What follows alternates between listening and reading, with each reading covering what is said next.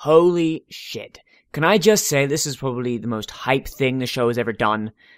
I've had to rewrite this script about 3 times now because I couldn't find the right words. Oh my Celestia, this might be the best episode. I'm sorry, Philly Vanilli and Pinkie Pride, you just dropped down a place each. Tyrek himself is probably one of my most favorite villains in a while, in that he isn't stupid. He can't be won over with the magic of friendship, and he makes sure that he has a backup plan to stop all known Deus Ex Machinas from taking him out.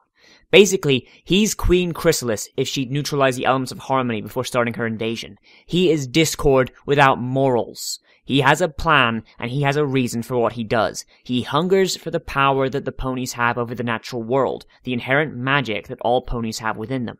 Which, by the way, also seems to be linked to cutie marks, but that requires more research and a follow-up video. Just all of this episode, I love it! So much that making an objective analysis is proving extremely difficult. I have absolutely zero problems with it, no matter how hard I look. Except for one, but that's regarding art direction, which is by no means my area of expertise and is extremely subjective. Megan McCarthy's a wizard, that's the only explanation. We're all trapped on her wild ride, and I for one don't want to get off. Alright, I suppose that's everything. I'm off to go watch the episode some more. But, Apple Bloom, come on, I'll make popcorn. Oh, come on, Scootaloo, you're on my side, right? Sweetie? Ah, fine, ungrateful fillies. So, the episode starts off innocent enough. Twilight thinks that she can't really do anything as a princess, which is more or less true. She gets invited to the Crystal Empire again solely to unfurl a flag, then smile away with some stupidly dressed dignitaries. To be honest, other than the swap meet and the Equestria Games, that's about the only princessly duty she's had all season. The princesses do a song telling Twilight that she'll find her place eventually, yada yada yada, and that's the end of it. It really seems that songs will solve anyone's misgivings in this world. I mean, if I was in Twilight's place, I'd at least push for something to do. I mean, for example, hey Celestia, you know how I literally do nothing as a princess, right? Uh-huh.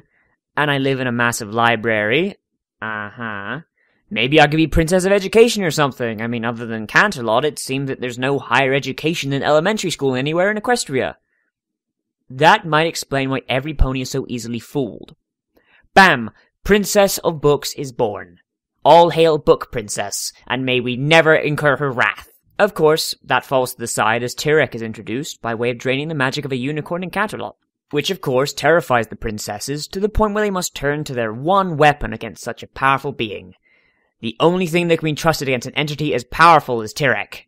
Or they could just send Discord. I mean, that can't possibly go wrong, could it? Going to admit here, I like Discord. I like him a whole lot. But releasing him alone against a creature as smart as Tyrek was a pretty stupid move on the princess's part. Of course, it's not unbelievably stupid. I mean, Discord has made a lot more strides into his reformation, so it's reasonable that they would think that he could be trusted. Discord obviously has feelings for ponies. He obviously loves Fluttershy to a great degree. He even openly admits that to Tyrek. And that is something I can respect. I mean, he obviously has good taste in ponies. But Discord is still the god of chaos, and without some pony to keep him on the straight and narrow, he has a difficult time behaving, even without the influence of someone like Tyrek. It just kills me that he would betray Fluttershy's trust like that, and at the time, I was hoping that he was playing the long game, trying to keep Tyrek busy while the girls figured out what was inside the box. The scene before he fights Tyrek, where he meets the main 6 at the Tree of Harmony and pretty much gives them the answer to the key puzzle, just reads like that. Tyrek obviously has the potential to become much more powerful than Discord, so I assume that Draconicus was buying time, keeping him away from Ponyville. Unfortunately, I forgot just who Discord is, and the trust of the princesses and the friendship of Fluttershy just wasn't enough to keep him on the straight and narrow. Of course, while all this is going on, the girls are still trying to open the box, and it takes them tearing through almost every book in the library of the sisters before Twilight finally thinks to maybe read the sections of the diary that Discord marked out. Of course, this reveals that the objects that each of them received are actually keys, and that Twilight still hasn't got hers, because she's been slacking. Also, it wouldn't be a season finale if this whole thing didn't come down to the absolute wire. Basically, the entire first half is build up to the explosive second half. With Discord's betrayal, the princesses decide to hide their magic so Tyrek can't take it. And where else would they hide it but inside the princess hardly any pony knows exists? So Twilight takes on the magic of all 3 princesses and becomes an all-powerful god. She flies at rainboom speed without effort and makes things explode while trying to levitate them. And actually, it reminds me of Dragon Ball a little, where the characters go through a massive power increase almost immediately and then have trouble doing mundane tasks like holding a glass of water or opening a door without destroying something. It was neat to see. Note that up until the second half, I was hoping for Discord to try and pull a coup d'etat on Tyrek, and try and save the day the Discord way, or at least tricking him into making a mistake that would allow the main six to destroy him easier. But then he leads the Centaur directly to Ponyville when he discovers Twilight's existence, all because Celestia was too forgetful to break a single damned window. Seriously, she goes through all that effort to hide her power in Twilight, and her plan falls apart entirely because a stained glass window reveals that there's another Alicorn. Upon his arrival in Ponyville, I immediately wanted to kidney punch Discord. He shows up acting like nothing's wrong, then locks everyone but Twilight in a cage, letting them know straight up that Tyrek made a better offer than their friendship, and that Fluttershy means nothing to him anymore. Just the way he said the line. John Delancey can really be a hateable character when he wants to be. There was a throwaway line in the first part of the finale where Discord asks Fluttershy if they were still on for afternoon tea. Of course, Fluttershy says yes, which he replies, "I'll bring the cucumber sandwiches." When he shows up again, Fluttershy, of course, assumes that he stopped in for tea and asks if he has the sandwiches. Discord, of course, does, but as soon as they appear in his hand, his tone changes and the cage appears around the main five, and he throws them to the ground, stating, "They'll be the last meal you'll ever have." Just, ow! People I know that don't like Fluttershy often say that part of the reason they don't like her is because she cries too much. I disagree, but even they've got to admit that it was justified there. Discord tossed out her friendship like it was nothing when she was the only one that saw the good in him, and he led her right into Tyrek's waiting maw and let her and her friends get drained of all their magic. That's cold. That is stone cold. Of course, we learn that friendship has made Discord naive, and he never even thought about betraying Tyrek, let alone Tyrek betraying him. And now that he has the magic of almost every pony in Equestria, only one thing remains, a power of chaos. And just like that, Discord is also drained of his power and taken captive by Tyrek. With that, Tyrek goes off the one thing that stands in his way now, the magic of Alicorns. What follows as Twilight stands up to Tyrek is probably one of the most amazing things I've seen in the series so far. It rivals Dragon Ball Z in terms of fight scenes, and it was just... I can't put it into words how amazing it was.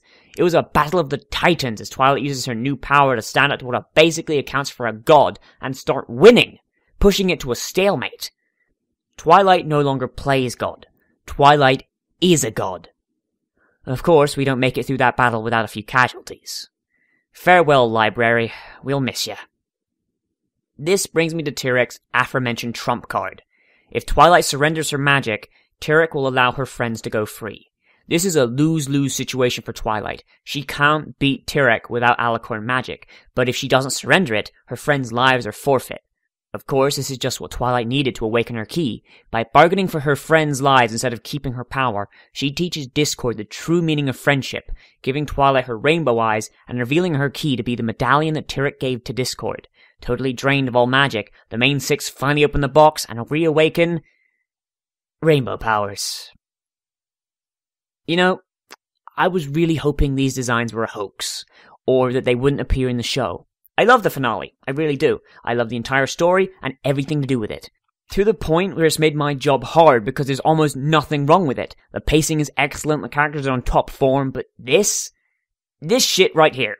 Normally the art team manages to make beautiful looking stuff without going overly gaudy and just bleh with it. I mean, look at the gala dresses. Elegant, beautiful, and most important, subtle for the most part. Compared to this, it's a total eyesore. I really hope this doesn't become a form of the main six we see too often. But whatever, the tacky Super Saiyan 6 banish Tyrek to Tartarus and bring magic back to all the races of Equestria. Yay!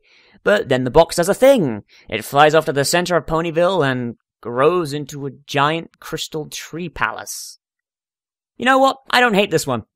Not as much as I hate rainbow powers. It could use a bit of decoration to make it look less sickly blue, but it's not really all that bad. It's like the artist took Twilight's old place in the library and took it to the next logical extreme, incorporating the Tree of Harmony into the design. Not bad. The kicker here is that Twilight is now the Princess of Friendship, and the rest of the main six and Spike are her advisors in that role, each of them getting a throne. I want to avoid the Super Friends joke here, I really do, so all I'm going to say is that Spike is Aquaman and be done with it. When all's said and done, This episode has to be one of the greatest of the series. It was absolutely brilliant, and I loved every second of it. There was no pacing issue, no unbelievable stupidity from any character, and a satisfying ending to the season-long conflict. Just absolutely perfect, and it went places I didn't expect the show to go. Discord's betrayal, friendship not being the end-all solution to everything, Twilight realizing her purpose as a princess. Total brilliance. And now, a question for you guys. Now that the show's dynamic is more likely going to change with this new shift in position for all 6 characters, where do you think the show is going to take this Council of Friendship thing for Season 5? Less slice of life, more adventures, or the opposite? Let me know what you think down in the comments. And as always, I am Nozovix, and we've been staring at Twilight's Kingdom, the Season 4 finale. Remember to like, comment, favorite, subscribe, and follow me on the socials linked down in the description if you want. And now I need to come up with content for the hiatus. Don't worry, I have some ideas.